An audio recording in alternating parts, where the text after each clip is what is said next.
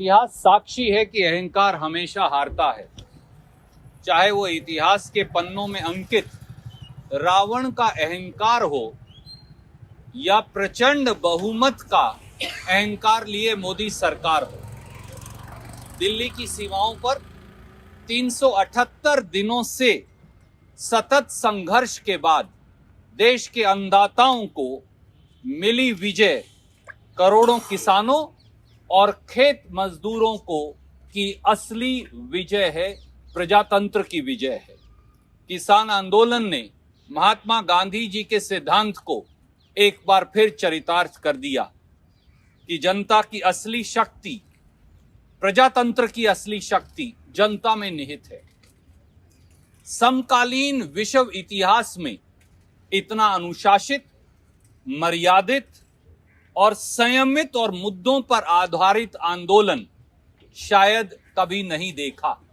इसके लिए किसान यूनियन के नेताओं को भी हमारी शुभकामनाएं और साधुवाद। आज भारत के प्रजातंत्र ने समूचे विश्व को यह पाठ पढ़ाया है कि अगर मुट्ठी भर पूंजीपतियों के सहयोग से सत्ता हासिल भी कर लें तो भी उसके संचालन के सूत्र देश की जनता के हाथ में ही रहते हैं। मोदी सरकार को सदन की असंवैधानिक मनमानियों को सड़क पर कैसे ठीक किया जाता है, ये देश के किसानों ने कर दिखाया है। आज हम कह सकते हैं कि प्रजातंत्र के एक नए युग की शुरुआत हुई है और मोदी सरकार की हार में ही भारत के प्रजातंत्र की जीत है। पर लड़ाई अभी खत्म नहीं हुई। एक बड़े संघर्ष की आज शुरुआत है। यह संघर्ष किस बात का है? यह संघर्ष है किसानों को उपज का केवल न्यूनतम समर्थन मूल्य नहीं, लाभकारी मूल्य दिलवाने का। यह संघर्ष है किसानों को 2022 तक आय दुगनी करने के वादे को निभवाने का। साल 2022 में अब केवल 20 दिन रह गए। मोदी जी सत्ता में आए थे और वोट हथियाए थे। किसान की आय 2022 तक दुगनी हो जाएगी इस वादे के साथ। पर सरकारी एनएसओ का आंकड़ा कहता है कि किसान की आय घटकर 27 रुपया प्रतिदिन हो गई, जो प्रतिदिन की मनरेगा मजदूरी से भी कम है। इसलिए सवाल तो पूछना ही होगा और संघर्ष तो करना ही होगा। तीसरा, किसान खेत मजदूर को जानलेवा कर्ज मुक्ति के बंधन से आजाद करवाने का।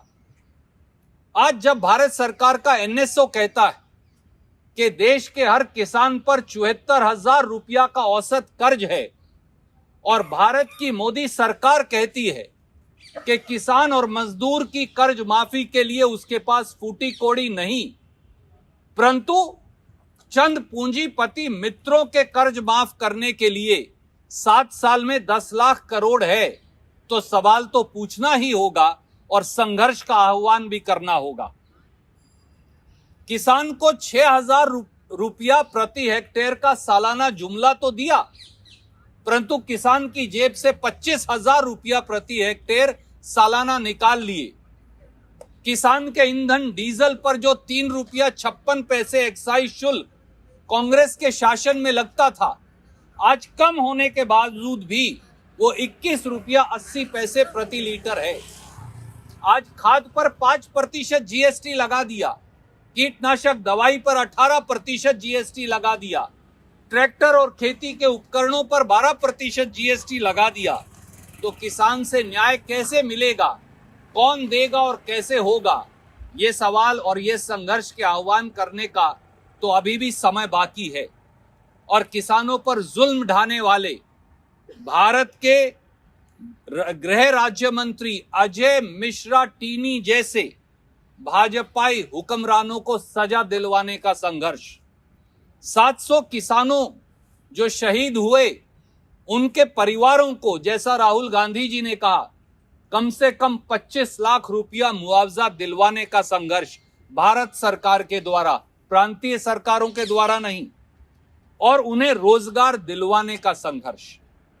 आज साथियों, आज सत्ता की कायरता हारी है और देश के अन्नदाता, भाग्य विधाता किसान जीते हैं, पर पूंजीपतियों को पूंजने वाली मोदी सरकार के खिलाफ गरीबों, मजदूरों, किसानों का ये संघर्ष नए तरीके से आगे आने वाले समय में बुलंदी से जारी रहेगा।